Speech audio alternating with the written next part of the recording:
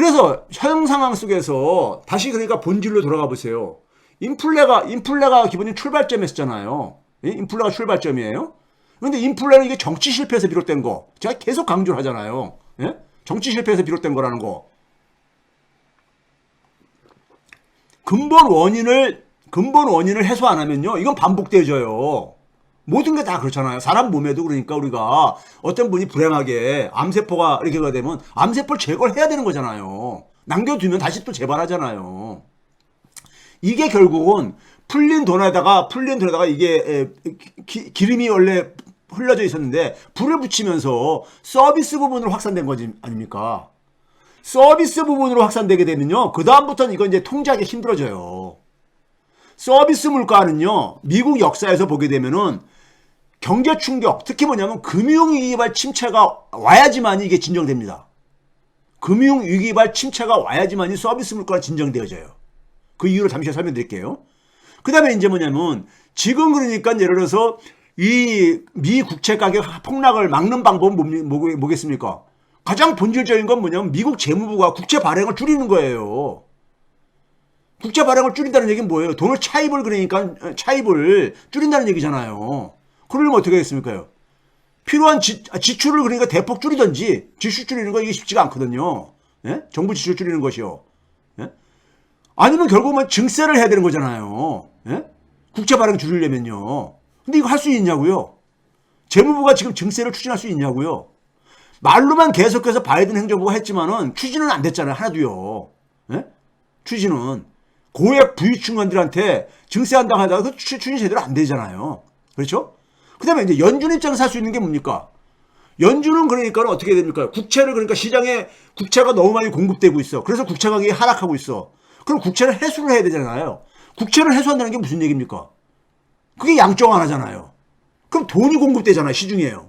통화량이 공급되잖아요. 시중에 통화량이 공급되면 인플레 지금 그러니까는 우리가 이거 아직도 안 잡혔는데 이거 잡을 수가 있습니까? 예? 그러다 보니까 하는 게 뭡니까? 영래표 규모를 축소하고 있는 거잖아요. 영래표 규모를. 지금 연준한테 양적 긴축을 중단하라는데 작년에 제가 그런 얘기 했잖아요. 연준에서 그게 그 아티클 논문이 나왔는데 뭐라고 했습니까요? 양적 긴축으로 인해 가지고 금리가 그러니까 인상하는 효과가 있다. 예? 금리 인상 효과가 있다 그랬잖아요. 그럼 거꾸로 양적 긴축을 중단하게 되면 뭡니까요? 금리를 인하하는 효과가 있는 거죠. 돈을 푸는 거니까 시중에다가. 그렇죠? 근데 지금 인플레가 안 잡혔는데 어떻게 양적 긴축을 중단하냐고요. 그럼 다시 그러니까는 과거에 70년대 그러니까는 파월이 우려하고 있는 스탑앤고 방식으로 인플레가 멈췄다가 다시 또 올라가고 이런 실수를 다시 되풀이할 수 있는 거잖아요. 그런 실수를 되풀이하지 않겠다고 계속해서 얘기를 해왔는데 지금 그러니까는 연준이 그러니까 시중에 공급되어지는 국채를 해소할 수 있냐고요. 연준이 돈을 풀어야 되는데 그러면 예? 연준이 지금 돈을 풀 수가 있는 상황이냐고요. 그러니까 연준이 그러니까 지금 연준과 재무부가 지금 진퇴양난이라는 게 그런 표현인 겁니다. 연준이 그러니까 미 국채 가격의 하락을 막을 수 있는 수단이 뭐가 있어요? 이거 말고 있으신 분은 좀 저한테 가르침을 좀 주세요. 뭐가 있어요? 예? 미 국채 공급을 그러니까 줄여야 되는 것은 재무부가 할 수 있는 것은 국채 발행을 줄여야 되는데 국채 발행을 줄이려면은 돈을 안 쓰든지 아니면 증세를 해야 되잖아요. 이거 재무부가 할 수 있습니까? 못하죠. 바이든 행정부에서 더군다나. 예? 연준이 그러니까는 시중에 있는 국채 공급 물량이 너무 많아. 이걸 줄여야 되겠어. 미 국채 가격 하락을 막기 위해서. 그럼 해소를 해야 되는데 그럼 돈을 찍어야지잖아요. 돈을 찍어낼 수가 있습니까? 지금요? 여러분들? 말은 쉽게들 하지요. 양적 긴축 중단하라고. 근데 그거 하게 되면은 다시 도로함이 타불 될 수 있는 거예요. 인플레 진정되다가 다시 그러니까요. 예? 자, 이게 지금 구조적인 그러니까는 지금 문제인 겁니다. 자, 과거에 한번 봐보세요. 이게 91년도예요. 91년도 경기 침체가 있었었죠. 91년도 1월 달에 서비스 물가가요. 6.2%였었습니다. 예? 서비스 물가가요. 그러다가 이게 6월 달에 5%까지 떨어져요. 이때 이게 왜 떨어진 겁니까? 이때 떨어진 이유가 뭐냐면은 80년대 말에 89년대 주택 대부조합이 수천 개가 파산하잖아요. 우리나라 저축은행에 해당되지는 저축 대부조합이 파산하잖아요. 수천 개가요. 예? 그러면서 경기 침체가 왔었잖아요. 그러니까 그 당시부터 뭐냐면 금융위기발 충격, 금융위기발 경기 침체만이 서비스 물가를 잡을 수 있습니다. 서비스 물가는 한번 올라가면 잡기 힘들어요. 굉장히 끈적끈적한 물가가 됩니다. 예? 그러다가 지금 최근에 그러니까 5.4%예요, 지금요. 8월 달에 5.4%입니다.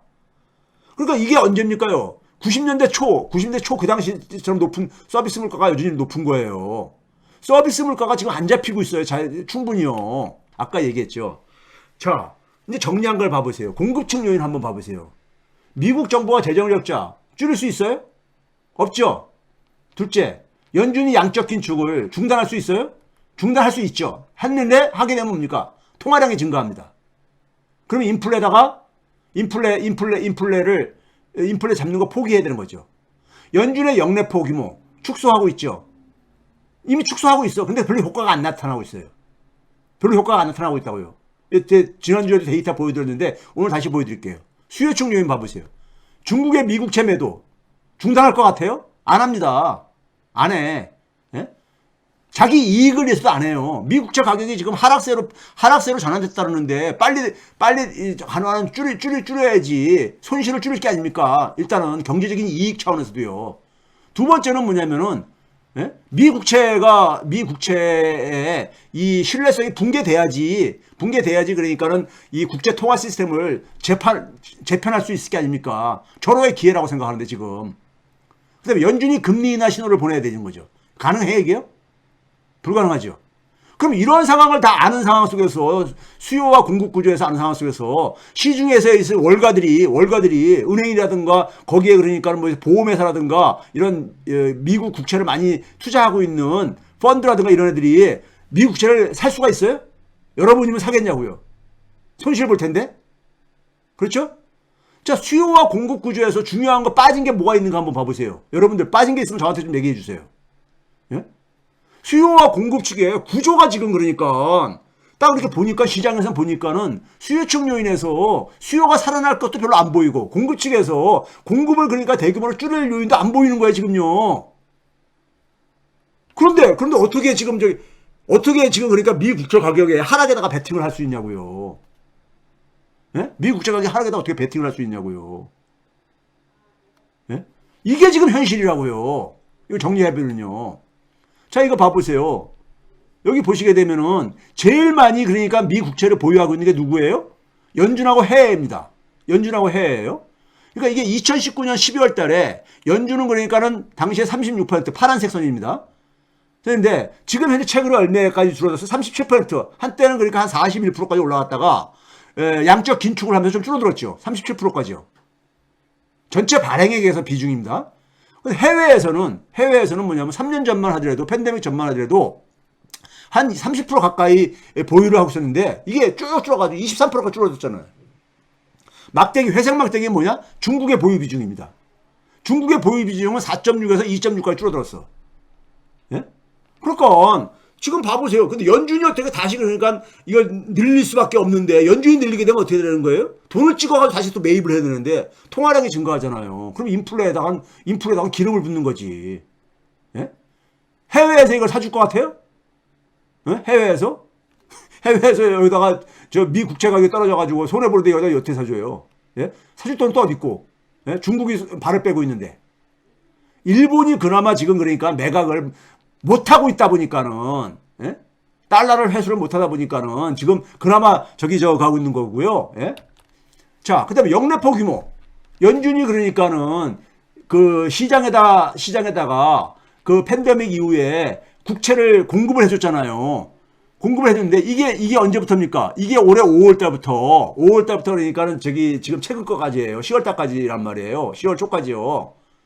그때부터 쭉 줄인 거야. 왜 줄였어요? 국채 가격이 하락을 하니까는 국채 공급 물량을 줄인 거죠. 시중의 공급 물량을. 예? 초기에는 왜 공급을 늘렸습니까? 과거에 얘기했는데. 예? 돈이 워낙 많이 풀린 돈들이 국채 시중에 공급되는 국채는 제한되어 있는데 그걸 시중에 돈이 너무 풀리다 보니까는 그걸 막 사들일 게 아닙니까? 사들이면서 펀드나 MMF나 이런 것들 막 사들이면서 국채 가격을 끌어올리게 되면 수익률이 너무 떨어지고 그러니까는 예? 특히 단기물 같은 경우들은 그러면 연준의 기금금리 올리는 효과가 별로 없잖아요. 그래서 그 당시에는 풀었던 거예요. 채권 공급을 더 해준 거지. 시장에 수요가 많이 있으니까. 근데 지금은 이제 그러니까는 미 국채 가격이 하락세로 압력을 받고 있으니까는 미 국채를 그러니까 공급했던 거를 해소하고 있는 건 줄이는 거죠. 줄이는 거야. 엄청 줄였어요. 예? 6월달 이후에 9천억 달러 축소했어. 근데 별로 효과를 못 보잖아. 10월달 이후에도 그러니까 10월달 올해 10월달이요. 그러니까 지금 10월달이잖아요. 지금요. 10월달 지금 그러니까 절반도 안 지났잖아요. 근데 10월달만 해도 2,200억 최근에 많이 줄이고 있죠. 예? 왜? 워낙 급해졌거든 지금요. 예? 국채 가격이 폭락하니까. 근데 효과 없잖아요. 효과 없잖아. 예?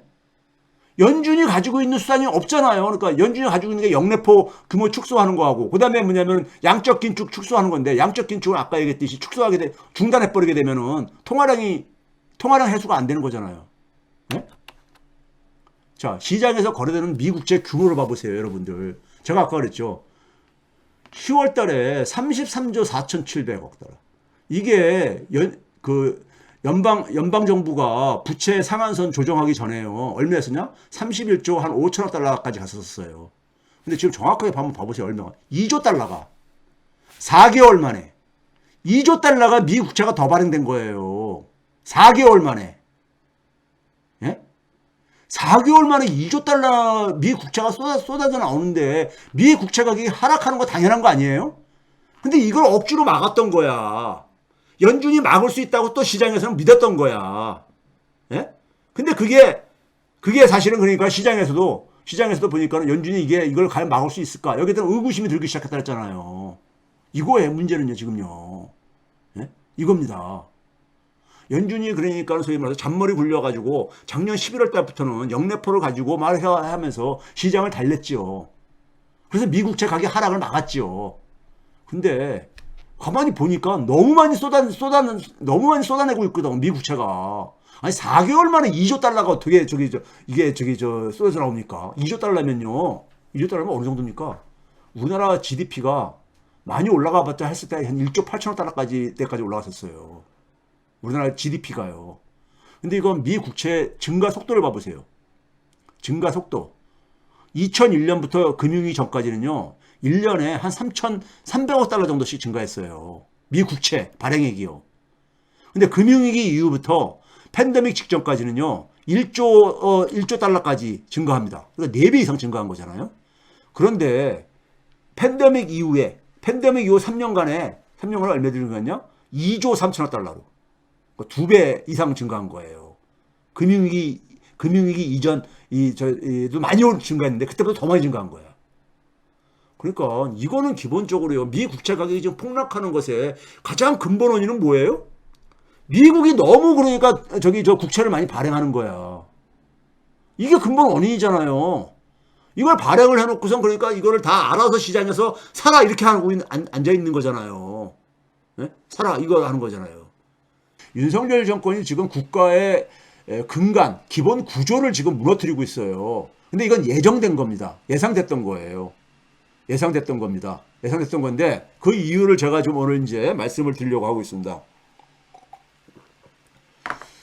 자, 아까 이제 폴 오님이 계속해서 이제 미국에 대해서도 불만했는데 오늘 이걸로 그러니까는 부분적으로 좀 갈증이 해소됐으면 좋겠고요. 해소가 안 되는 부분은 그거는 그러니까 본인이 다른 부분에서 좀 해결을 해 주셨으면 좋겠습니다. 자, 지난주 금요일 날 주말에 이제 그러니까 우리가 하마스 이스라엘 전쟁이 나타났고 제가 이제 그 전주에 한 2주 동안을 미 국채를 사실은 지난 1년 넘게 제가 미 국채를 얘기를 해왔죠. 미 국채를요. 그러니까 2023년도에 그러니까 지금 경제를 이해하려면 미 국채를 주목해야 된다는 얘기를 제가 작년 초부터 계속 얘기를 해왔어요. 아마 제 방송을 들으시는 분들은 기억하실 겁니다. 네? 그래서 작년 10월 달에 그러니까 미 국채 파동도 제가 얘기를 했었고 굉장히 많이 얘기를 했었잖아요. 그 이유를 제가 지난 1, 2주 동안에 제가 또 얘기를 했던 것이고요. 그 연장선에서 지금 얘기하는 겁니다. 그렇기 때문에 그 이전에 했던 내용을 제가 또 반복할 수는 없잖아요. 그래서 이제 그 연장선에서 이제 업데이트를 하는 겁니다. 일주일간 변화가 있었기 때문에. 예? 자, 우리가 8월 이후부터 4%를 미 국채 10년물을 기준으로 수익률이 4% 돌파, 즉 미 국채 가격의 폭락을 우리가 쭉 얘기를 해왔잖아요. 그러면서 이제 그러니까 우리가 위기가 이제 그러니까 가시권에 들어오고 있다, 제가 얘기를 했잖아요. 위기가 가시권에 들어오고 있다 그랬는데, 지난 주말에 그러니까 하마스 이스라엘 전쟁이 나타나면서 소위 말해서 미 국채 가격이 좀 반등을 했지요. 반등을 했어요. 그렇죠? 그래서 지난 일주일간 미 국채 수익률을 보게 되면은, 미 국채 수익률은 경제에 대해서 좀 이제 지금 연배가 좀 있으신 분들, 그리고 경제에 대해서 전혀 그러니까는 지식이 좀 이제 없으신 분들은요, 충분히 이해합니다. 인정하고요. 국채 수익률 오른쪽에 있는 수치들이요. 이게 미 국채 수익률, 미 국채 금리라고 보면 됩니다. 수익률하고 금리는 약간 차이가 있는 개념이긴 하지만은 미 국채 금리 혹은 수익률이라는 수치인데, 이거하고 미 국채의 가격은 반대로 움직입니다. 반대로요. 우리가 주식 같은 경우도 그러니까 배당금을 받아가지고 그러니까 우리가 배당금을 받고 그다음에 팔았을 때 그러니까 차익이 남으면은 그걸 합해가지고 수익률을 계산하듯이요. 수익률은 그러니까는 그 증권, 채권이나 주식의 가격하고 밀접한 관계를 갖고 있죠. 밀접한 관계를 갖고 있어요. 그래서 채권의 가격하고 반대로 움직인다고 생각하면 돼요. 일단 그 정도만 좀 받아주시기 바랍니다. 이해가 안 되시는 분들은요. 그래서 미국채 수익률이 이렇게 내려갔다는 얘기는 미국채 가격이 올라갔다는 얘기인 겁니다. 그러니까 지난주가 아니죠. 지난 일주 전이라니까요. 우리가 오늘이 15일이니까는 10월 7일, 10월 6일 금요일 기준으로요. 10월 6일까지 그러니까는 보게 되면은 미 국채 수익률이 계속해서 상승했잖아요. 상승을 해왔잖아요. 즉 미 국채 가격이 폭락을 계속 해왔던 거죠. 그러다가 지난 일주일 동안은 보게 되면은 올라갔다 내려갔다 하면서 결국은 내려왔죠. 내려왔습니다. 어느 정도 내려왔냐? 0.18%포인트 정도 내려왔습니다. 0.18%. 즉 국채 가격이 그만큼 올라간 거죠. 반대로요.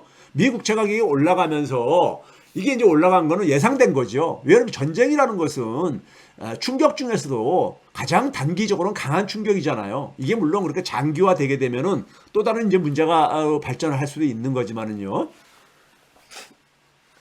그렇죠? 그러다 보니까 우리가 이런 충격이 오게 되면은 아무래도 안전자산 효과가 발동이 되지죠. 제가 이제 미 국채가 더 이상 안전자산이 아니라는 표현을 쓴 거는, 안전자산이 아니라는 표현을 쓴 것은 과거와 같은 거예요. 과거에는 절대적인 안전자산이었잖아요. 절대적인 안전자산. 그런데 안전자산의 지위를 상실하고 있다는 얘기를 한 이유는 뭐냐면은 미 국채가 뱅크 오브 아메리카에서 최근에 그런 계산을 했잖아요. 미국 역사, 미국이 독립한 이래 미국 정부가 그러니까 많은 국채를 발행해 왔는데 미 국채 가격의 폭락이 이번처럼 그러니까는 큰 적이 없었다. 이번처럼 큰 적이 없었다.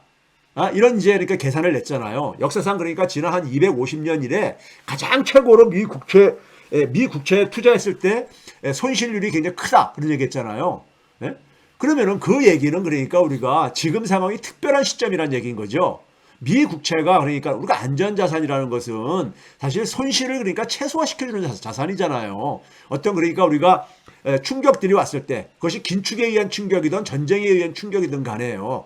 그럼에도 불구하고 미 국채는 다른 채권들에 비해서 다른 금융자산에 비해서는 안전자산인 거죠. 상대적으로는요. 절대적인 지위를 상실했다는 얘기인 겁니다. 제가 얘기하는 거는요. 이걸 잘못 알아듣고 미 국채를 더 이상 안전자산은 아니라고 최 교수가 얘기한다. 이건 좀 오버하시는 거예요. 말꼬리를 잡아가지고 오버하시는 건데 그 정도로 좀 진짜 그러니까는 좀 찌질한 얘기는 하지 않았으면 좋겠습니다. 자, 어쨌든 간에 일주일 동안에 0.18%포인트가 떨어졌어요. 가격이 올라갔지요. 올라갔는데 제가 생각할 때는 예상보다 별로 안 떨어진 거예요. 별로 안 떨어진 겁니다. 물론 이제 이 전쟁의 양상에 따라서 더 떨어질 수도 있습니다. 더 떨어질 수도 있는데 여전히 뭐냐면 지난주 금요일 장 마감에 4.6% 선을 유지하고 있고, 여러분 솔직히 말해서요. 8월달, 9월달만 하더라도 4.5% 돌파하지 않았냐 가지고 굉장히 이 관심사였었어요. 왜 그러냐면은 팬데믹 이후에 미 국채 수익률이 4.5%를 넘은 적이 한 번도 없었거든요. 작년 10월달에 국채 파동이 있을 때도 4.25%까지 갔었잖아요. 근데 4.5%를 넘은 게 가장 최근이잖아요. 근데 전쟁의 충격에도 불구하고 4.6% 밑으로 안 내려간 걸 저는 이게 이런 점에서 굉장히 뭐냐면 하방 경직성이 있다. 미 국채 가격에 미 국채 가격에 아니 수익률에 하방 경직성이 있다고 저는 봐요. 왜 그러냐? 제가 그랬잖아요. 이게 구조의 변화, 수요와 공급의 구조의 변화에서 생긴 것이기 때문에 이 수요와 공급 구조가 바뀐 게 있습니까? 전쟁이 났다고 해서 이게 바뀝니까? 안 바뀌잖아요. 이거는요. 제가 지난번에 얘기했던 거는요. 이게 9월 말부터 10월 초까지 수준이에요. 보게 되면은 9월 말경부터 이거 한번 봐보세요. 보게 되면 아니 8월 말이죠. 아니 7월 말입니다. 잘못 제가 표기했네. 7월 말입니다. 7월 말. 그러니까 8월 달부터 이제 그러니까 이게 4%를 넘었었잖아요. 제가 잘못 표기를 했어요. 이게 이제 그러니까는 7월 말부터 10월 초까지 최근까지인데 보게 되면은 4.5를 돌파한 게 언제부터입니까? 9월 한 하순 때부터예요. 9월 하순 때부터입니다. 예? 작년 10월에 가장 국채 파동이 있을 때, 미국채 파동이 있을 때 4.25까지 그 기록한 적이 있었어요. 예? 그리고 나서 4% 이하로 계속해서 지속이 됐었잖아요. 그러니까 여전히 지금 높은 상황이고 전쟁 충격이 그렇게 크게 안 나타난 이유는 여전히 뭐냐면 국채 가격에 그러니까 경직성 그러니까 소위 말해서 국채 가격에 소위 말해서 상방 경직성이죠. 잘 표현을 국채 수익률의 하방 경직성이고 국채 가격에는 상방 경직성이죠. 상방 경직성이라는 말도 표현도 좀 안 어울리네요. 국채 가격이 그러니까는 올라가는 게 그러니까 한계가 있다. 이 얘기를 지금 이제 말씀을 드리고 싶은 겁니다. 그 이유는 뭐냐면 다시 한번 제가 지난주에 정리한 걸 다시 한번 소개해 드릴게요. 지금 현재 그러니까 우리가 미 국채의 수요 공급 구조가 바뀐 이유는 뭐냐? 여러분들 저는 항상 그러잖아요. 저는 뭐냐면은 근원적인 문제를 항상 저는 천착을 해야 된다고 얘기를 합니다. 근원적인 문제예요. 예? 근원적인 문제가 뭐라 했었어요? 우리가요. 금리를 올리게 되기 시작한 게 이것도 지금도 여전히 그러니까 이상한 소리 하시는 분들이 있어. 인플레 하게 되면 이게 돈 풀어서 생긴 문제지. 그건 있잖아요. 소위 말해서 경제 원론 정도를 좀 맛본 그러니까는 초딩들이 하는 수준입니다. 예? 금융위기 이후에 돈 엄청 뿌렸잖아요. 돈 엄청 공급했잖아요. 근데 인플레 안 생겼어요. 팬데믹 이전까지요. 통화량이 많이 증가한다고요. 그러니까 연준이 통화량을 많이 공급한다고 해서 인플레 올라가는 거 아닙니다. 금융위기 이후에 소위 말해서 양적 완화라는 새로운 용어까지 등장하면서 얼마나 많은 돈을 그렇게 찍어냈어요. 공급했어요. 근데 인플레 안 일어났거든요. 연준의 목표치 2%가 넘은 적이 거의 없었거든요. 예? 그러니까 우리가 통화량 가지고 그러니까는 기계적으로 생각하는 거는 금융위기 이전의 사고방식입니다. 금융위기 이전의 사고방식이에요. 예? 그러니까 그런 거 가지고 좀 제가 찌질한 질문 하지 마세요. 저한테 제발 좀. 자기 초딩이라는 거 이름이 안 오른다고 해가지고 초딩 같은 질문을 하시는 거니까는 제가 과거에다 설명을 드렸잖아요. 이번에 인플레이션은 여러분들 언제부터 나타났습니까? 미국이 연준이 그러니까는 목표치 삼고 있는 개인 소비 지출 물가 상승률은 21년 4월부터 그러니까 목표치를 벗어나기 시작합니다. 21년 4월부터요. 예? 근데 21년 4월이라는 게 언제예요? 소위 말해서 이제 그러니까 우리가 코로나 팬데믹이 그러니까 20년을 그러니까 완전히 지배하고 난 다음에 경제가 붕괴되고 나니까 더 이상 그러니까 경제를 붕괴시키는 걸 방치할 수 없다 해가지고 경제 활동을 복원시키잖아요. 그리고 이제 백신도 공급이 되기 시작하고요. 그래서 소위 보복 소비라든가 아니면 그 다음에 이제 우리가 소위 이 공급망 교란 같은 게 나타나면서 이제 물가 상승이 이제 압력이 생기잖아요. 그걸 그래서 제가 뭐라고 했습니까? 문명 실패라고 그랬잖아요. 코로나 팬데믹으로 생긴 거잖아요. 이번에 인플레는요. 이번에 실업 같은 것도 그런 문제로 생겼던 것이고요. 다 마찬가지로. 과거에 다 방송했던 내용입니다. 과거의 방송을 좀 찾아보세요. 제발 좀. 예? 그러다가 결국 연준이 그래서 판단을 늦게 한 것도 1년 동안 그러니까 금리를 안 올린 거 아닙니까? 물가 목표치를 넘어섰음에도 불구하고 1년 동안 21년 4월 달부터 올라가기 시작했는데 22년 3월 달부터나 그러니까 금리를 인상하기 시작하잖아요.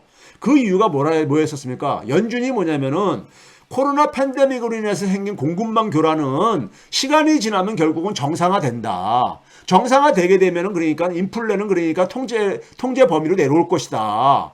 과거 금융위기 때도 그러니까는 돈을 엄청 풀었는데도 불구하고 인플레가 안 일어났듯이 이번에도 마찬가지일 것이다. 이런 판단을 했던 거 아닙니까? 예? 그게 이제 그러니까 연준의 이제 그러니까 미스였었고, 거기다가 이제 뭐냐면 추가적으로 이제 문제는 결정타를 먹인 거는 23년 2월 24일 날 우크라이나 전쟁이 발발하잖아요. 예? 그러면서 이제 그러니까 인플레는 이제 그러니까 소위 말해서 불이 났는데 기름을 부은 격이 돼버렸잖아요. 우크라이나 전쟁이요. 우크라이나 전쟁은 뭐냐? 제가 뭐였습니까? 패권 경쟁, 정치 실패의 결과라 했잖아요. 워싱턴이 만들어내는 하나의 작품이라고 했잖아요. 그래서 이게 비경제적인 공급 충격이다 얘기했었고, 예? 경제적인 요인들이 아니잖아, 이게요. 이걸 연준한테 떠넘긴 거다, 해결하라고. 그 연준이 늦게 대응을 한 거예요. 예? 비통화적인 인플레 현상을, 예? 연준이 그러니까는, 대응하게 했는데, 연준이 대응할 수 있는 건 뭐가 있어요? 긴축분이 없지요. 긴축분이요. 예? 그러다가 이제 이것이 22년 이제 5월 달 전으로 가면서 이제 서비스 물가로 이제 이게 불이 번졌다 그랬잖아요, 제가요. 서비스 물가로요. 서비스 물가로 번지면서 이제 그때부터 이제 그러니까 이게 연준이 아뜨거 한 거죠. 예? 서비스 물가는 굉장히 잡기가 힘들어지거든요. 서비스 물가로 번지고 나면요. 그래서 연준이 공격적으로 긴축을 한 거예요. 예? 공격적으로 긴축을 한 겁니다. 그러면서 뭐냐면 한편에서는 미 국채 수요에 대한 안정성을 잘 확보를 했지요. 예?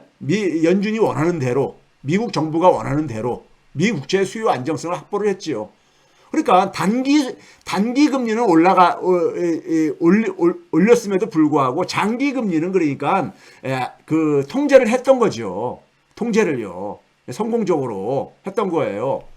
그런데 결과적으로 올해 그러니까 우리가 올해 이제 7월 말부터 미 국채 가격이 폭락을 시작하고 4%를 돌파했는데 그 이유를 보니까는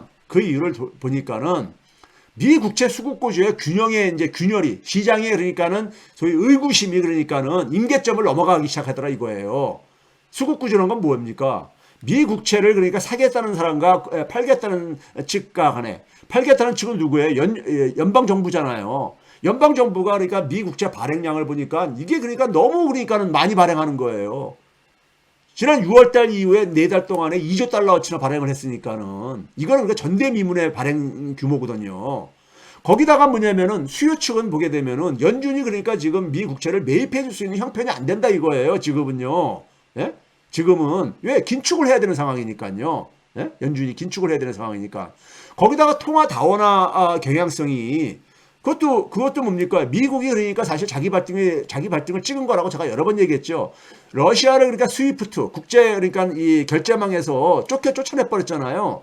그러다 보니까는 그들은 좋든 싫든 간에 별도의 그러니까 주머니를 찰 수밖에 없게 돼버린 거죠. 그 통화 다원화 경향성을 그러니까는 부채질을 한 거죠. 네? 부채질을. 그러다 보니까 옐런도 뭐라고 했습니까? 지난 시간에 소개했지만은 통화 다원화 시대를 그러니까 미 국민들이 그러니까 대비를 해야 된다. 네? 이건 자연스러운 방향이다 이렇게 얘기를 했잖아요. 그렇죠? 그럼 그런 상황 속에서 중국이 그러니까 중국 중심으로 미 국채를 그러니까 지금 팔아치우고 있다. 지금 빠르게 이게 팔아치우고 있다. 예? 그랬잖아요. 그럼 미국 국채를 그러니까 이 사주는 세력은요 연준하고 해외하고 그다음에 뭐냐면 미국의 월가들인데 월가는 사실 그러니까는 독자적으로 움직이질 않아요. 예? 왜? 자기들이 손해 볼 수는 없으니까는.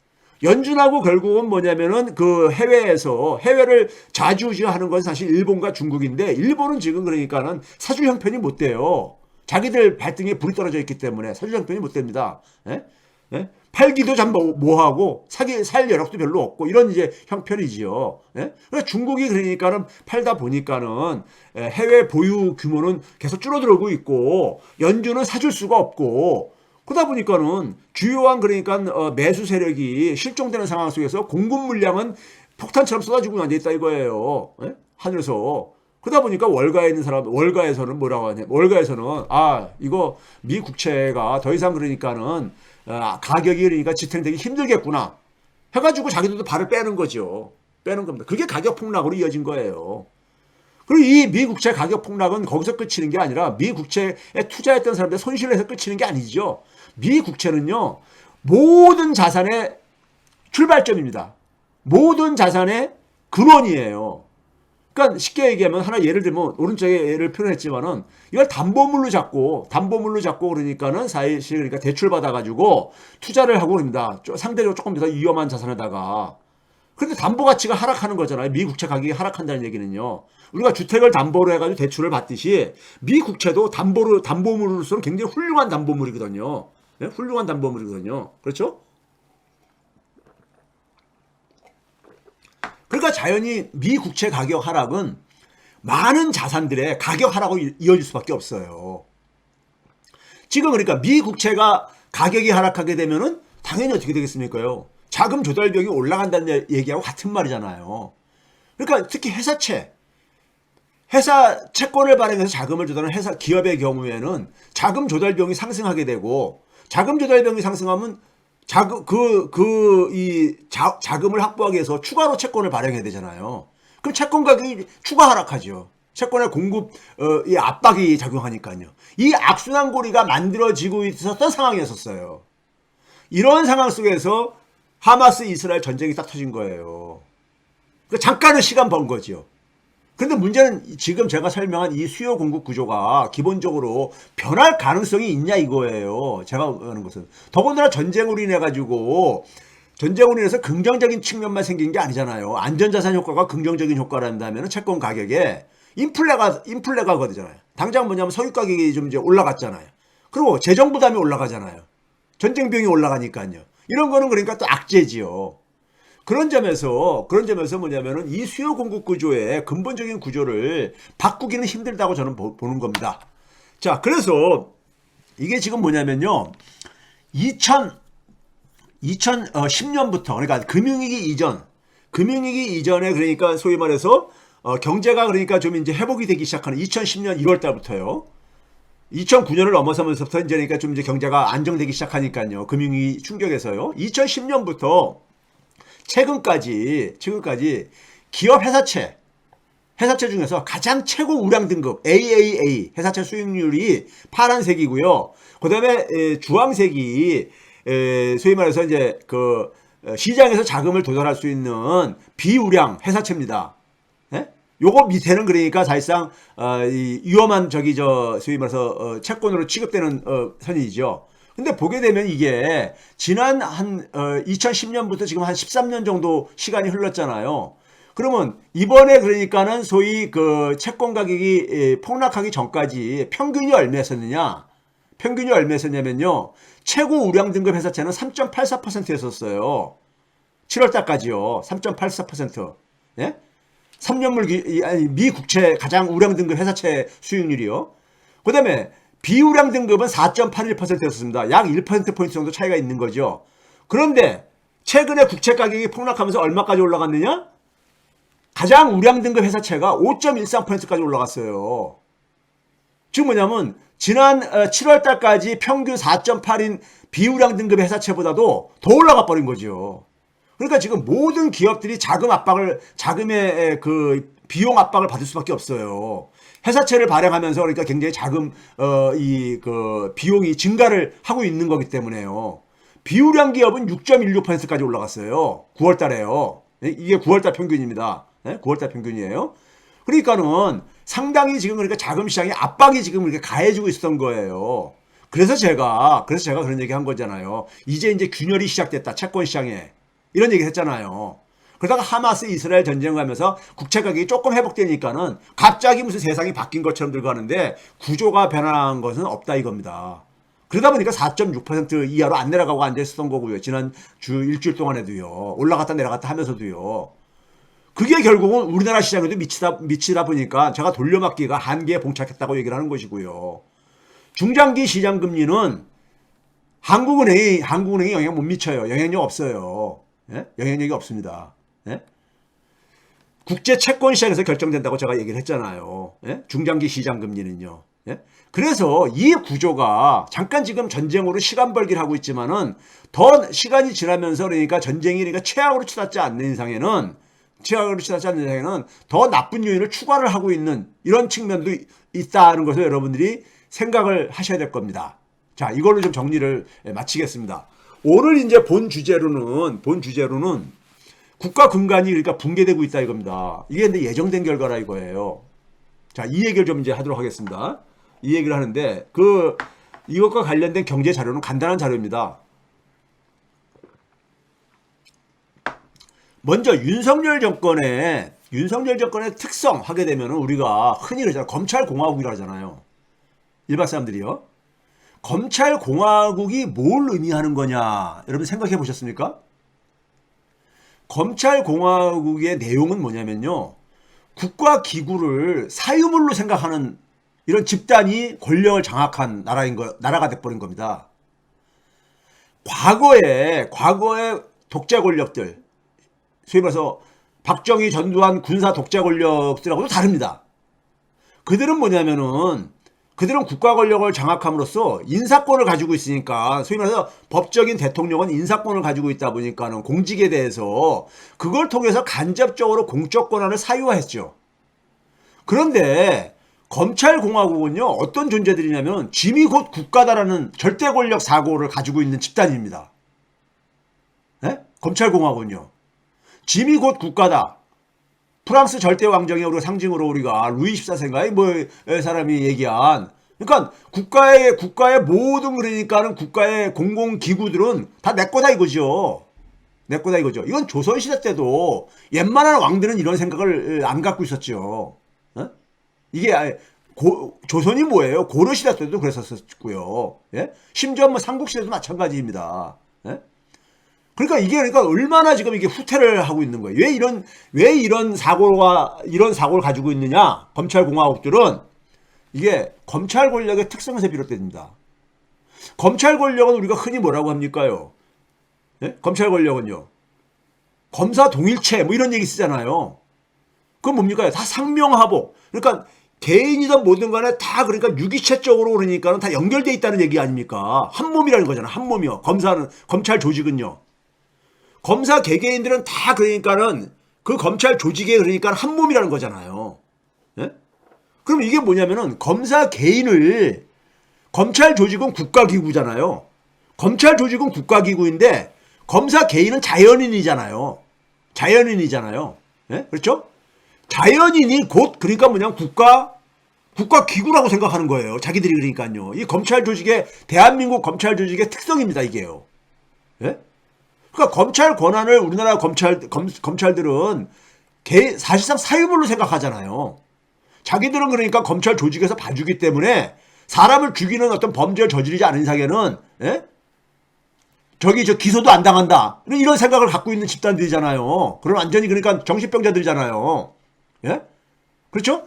그러다 보니까는 왜 그런 생각을 가졌어요? 검찰 조직이 국가기구잖아요. 근데 이 검찰 조직하고 검사 개인은 한 몸이라고 생각하거든요. 이들은요. 그래서 우리가 검찰 개혁을 그렇게 예쳤던 거 아닙니까? 너무 위험한 권한을 이들은 가지고 있다 해가지고요. 이건 반드시 혁파를 해야 되는 거예요. 이거 혁파 안 하면 대한민국의 비극은 반복되어집니다. 예? 그러니까 우리가 현대사회하고 야만적인 전통사회하고 차이가 뭡니까? 소위 말해서 짐이 곧 국가다라는 이러한 사고방식과 현대사회의 차이가 뭐예요? 민주주의 사회하고요. 민주주의 사회는 법이 지배하는 사회잖아요. 법이 지배하는. 근데 그 법은 자연인, 개인하고 완전히 분리된 법이잖아요. 개인의 것이 아니잖아요. 법이라는 것은요. 법 앞에 모두가 평등하다는 이런 말처럼 법 위에 존재하는 사람은 우리가 인정을 안 하잖아요. 그게 현대사회 민주주의의 근간이잖아요. 그래서 우리가 법의 지배를 얘기를 하는 거잖아요. 그런데 짐이 곧 국가다라는 사고방식은 뭐예요? 개인인 자연인이 자기 이익 실현을 위해 가지고 법을 자기가 마음대로 이용할 수 있다는 사고를 갖고 있는, 사용을 할 수 있다고 생각하는 거잖아요. 이게 대한민국 검찰이잖아요. 예? 이렇게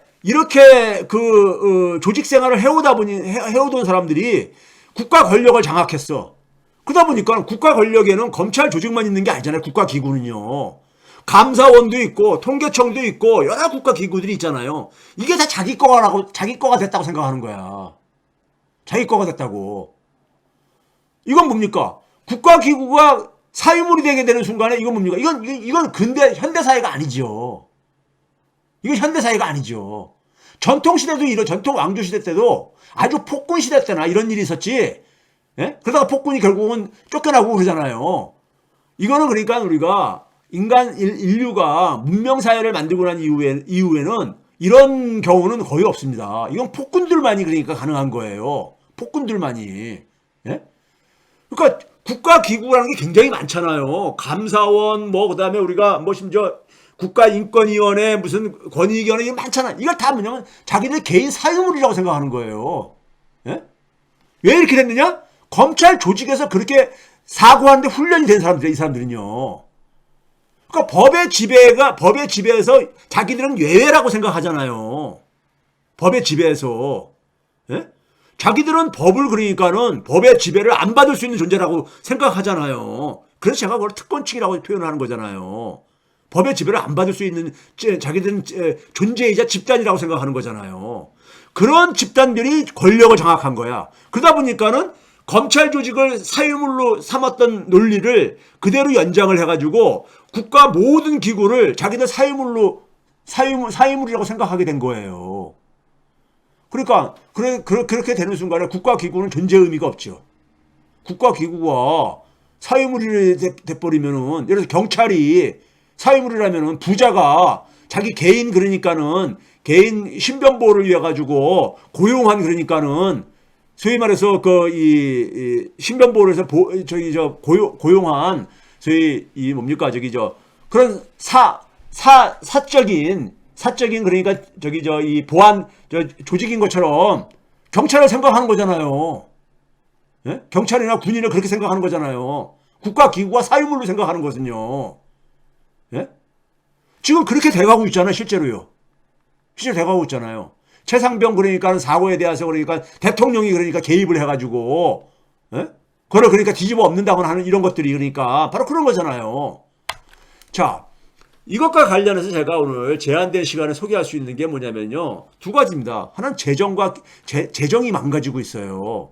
이거 제가 늘 얘기했죠. 모피아의 정치적인 욕망, 재정 준칙을 법제화를 통해 가지고 자신들도 그러니까는 검찰들의 권한의 반열에 올라가겠다. 경제 관료들이 검찰 권한의 반열에 올라가겠다고 하는 거예요. 자기들도 행정고시에서는 최고 인재들이 여기 모인 집단인데 저기 사실을 본 검사애들하고 자기들하고 뭐가 틀리냐 이거죠.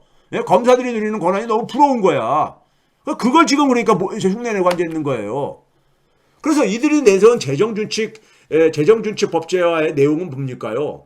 재정 건전성을 그러니까 표방을 해요. 재정 건전성은 굉장히 좋은 말이잖아요. 아름다운 말이잖아요. 재정 건전성은요. 그러다 보니까는 그거를 정당화하기 위해서 뭐냐면 재정지출 최소주의를 표방을 하죠. 재정지출 최소주의도 많은 국민들한테 어필을 해요. 왜?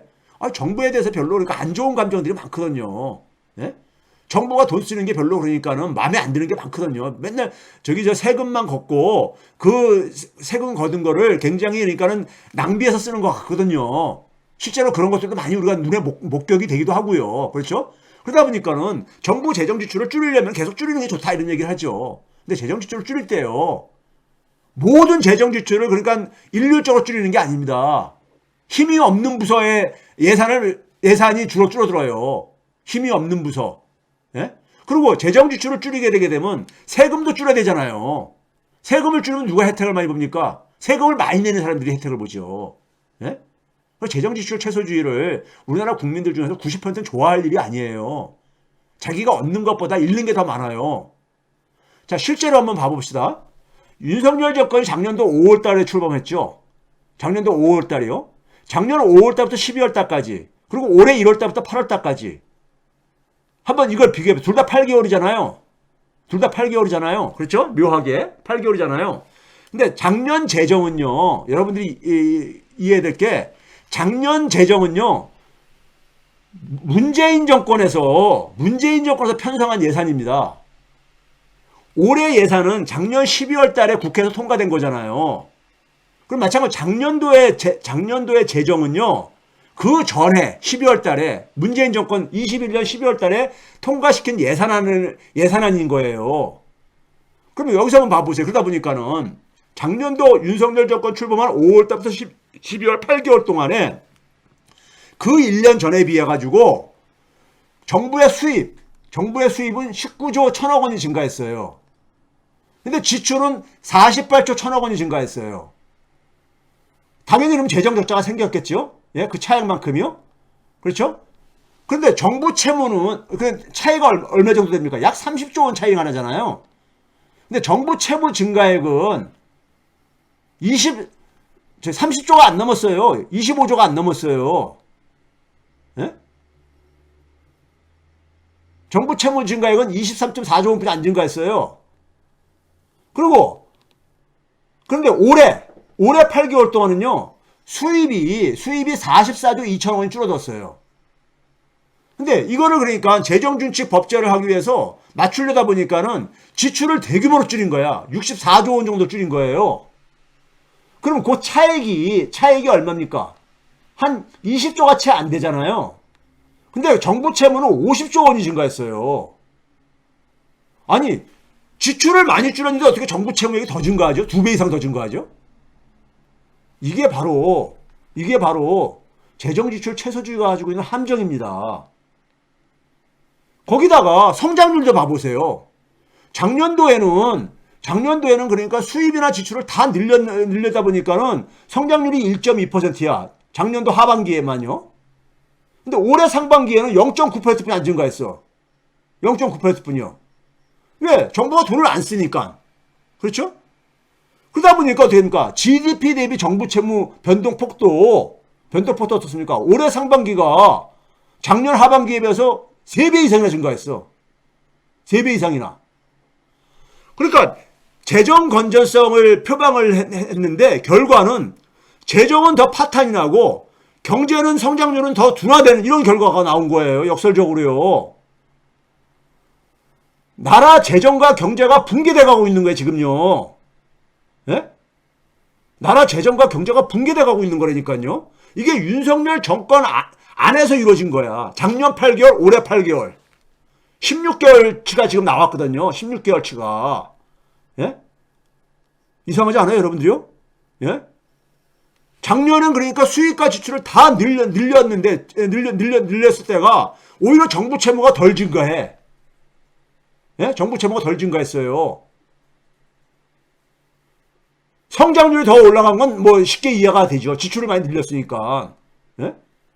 그러니까 우리가 국가 채무, 정부 채무는 뭡니까? GDP 대비 그러니까 정부 채무 절대액이잖아요. 근데 분모인 GDP는 더 많이 증가하고 분자인 그러니까 채무액은 덜 증가하다 보니까 어떻게 됩니까요? GDP 대비 정부 채무의 변동폭도 더 적게 증가할 수밖에 없죠. 이게 주요 선진국가하고 우리나라하고 차이입니다. 지난해 주요 선진국가들은 GDP 대비 정부 채무 비중이 다 줄어들었어요. 왜 줄어드느냐?